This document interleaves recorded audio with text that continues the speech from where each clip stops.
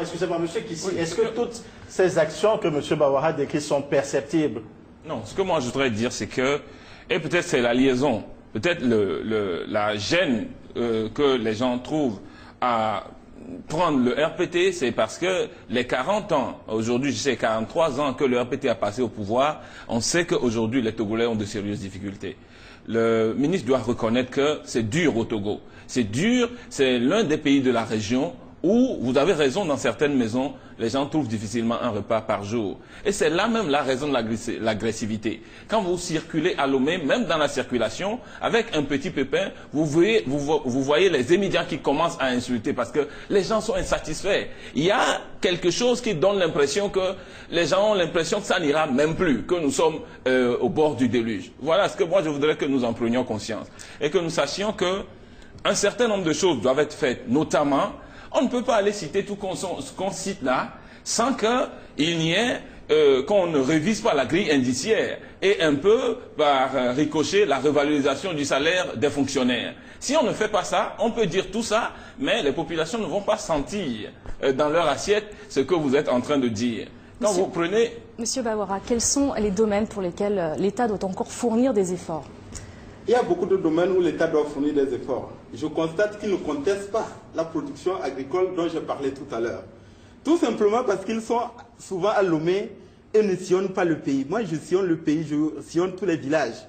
Le président de la République est dans un dialogue constant avec les producteurs et les paysans. Pas plus tard qu'il y a quelques semaines, nous avons eu le forum national des paysans du Togo. Sur le plan agricole, le Togo est en avance. Lorsque nous avons eu la crise alimentaire mondiale, en 2008. Le seul pays de la sous-région où il n'y a pas eu d'explosion et de manifestation, c'est au Togo. Parce que des mesures ont été prises pour nous assurer que chacun soit satisfait, aussi bien en termes de prix des produits alimentaires de première nécessité qu'en termes de production.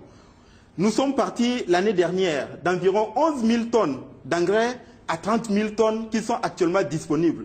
La distribution de cet engrais à travers le pays se fait à travers un dialogue permanent entre les pouvoirs publics, les organisations de producteurs et de paysans. Excusez-moi, j'ai l'impression qu'il y a un dialogue de sociaux. Oui, moi, sur les agrégats sociaux, au moment de la vie chère, c'est-à-dire que la crise dont il venait de parler, c'est la crise de la vie chère que nous avons connue sous le nom de la vie chère.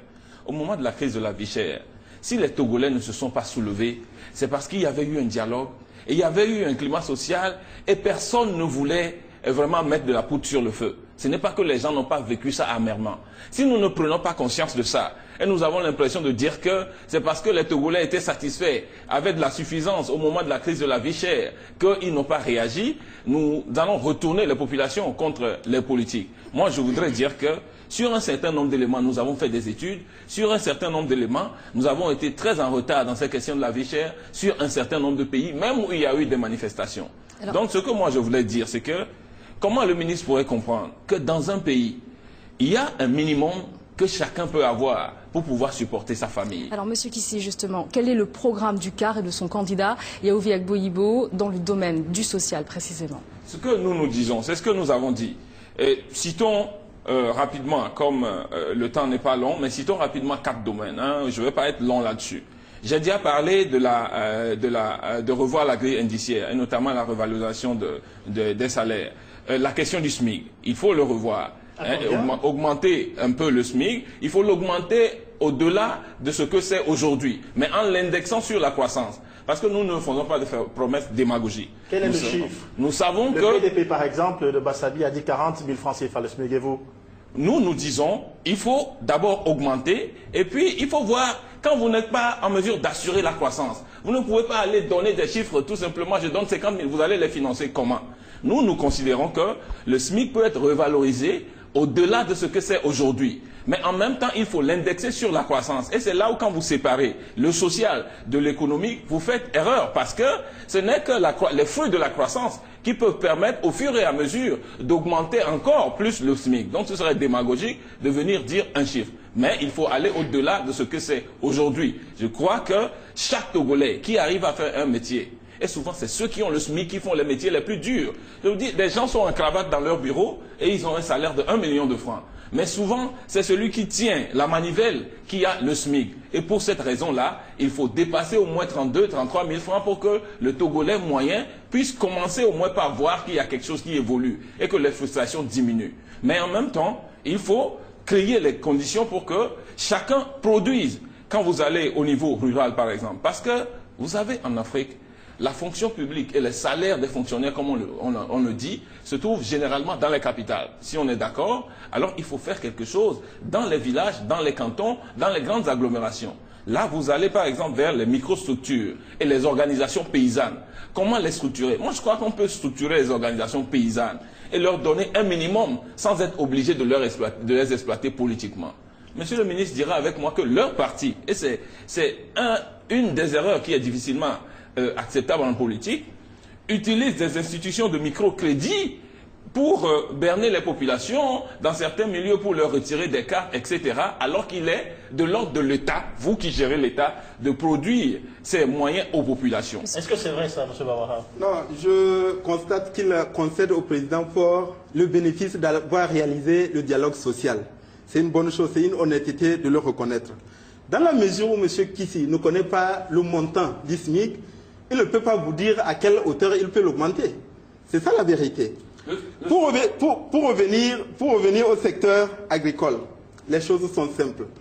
Nous avons déjà réalisé un certain nombre de choses. Les pistes rurales, l'organisation des producteurs et des paysans, je vous dis, il reste un certain nombre de choses à faire. La première chose, c'est la filière de conservation et de commercialisation. C'est la maîtrise de l'eau. Mais il y a également la diversification de la production, notamment en termes de produits de rente. Le secteur du coton, peut-être il ne le sait pas, il dit que nous exploitons les producteurs, c'est tout le contraire. Quand le président Faure est arrivé au pouvoir, il y avait des arriérés aux producteurs de coton de 23 milliards. Les 23 milliards ont été apurés. Nous avons restructuré la Sotoco pour créer une société d'économie mixte. L'État détient 60% du capital et les producteurs 40%. Les 40% ont été entièrement libérés par l'apport de l'État. L'État a mis les fonds à la disposition pour que les paysans et les producteurs participent à toute la filière.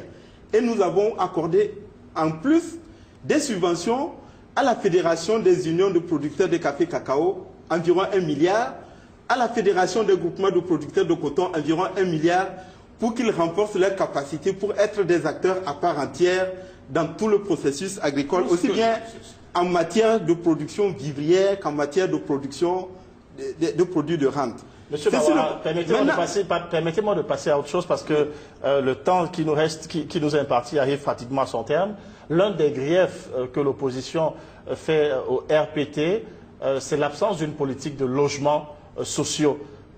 Comment allez-vous justement développer cette politique si votre candidat est réélu? Dans le secteur social, nous avons des secteurs qui sont encore beaucoup plus prioritaires que celui du logement. Je prends celui de l'éducation.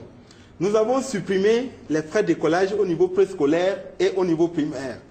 Et nous venons de finaliser un plan sectoriel de l'éducation nous permettant d'accéder à ce que l'on appelle programme Fast Track. C'est un programme accéléré de mise en œuvre de l'éducation pour tous qui nous permet d'engranger beaucoup de ressources financières auprès de la Banque mondiale et auprès de l'AFD. Ce programme va commencer cette année. C'est une annonce que je suis en train de porter à la connaissance du public. Pour nous, l'éducation est extrêmement importante. Il y a encore